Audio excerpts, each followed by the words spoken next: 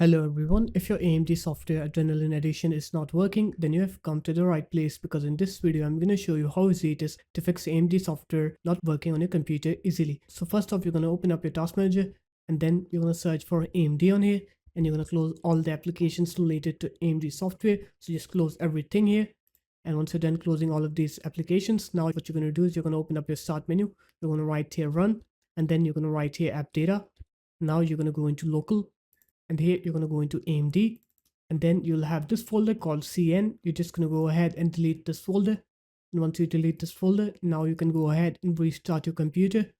And once you're done with the restart, now when you open up the AMD Software Adrenalin Edition, you'll see that it will work correctly and you will not get that AMD software not running on your computer. So there it is guys, that's how easy it was. If you guys found this video helpful, make sure to leave a like, comment and subscribe to the channel and I'll see you in my next video. Peace.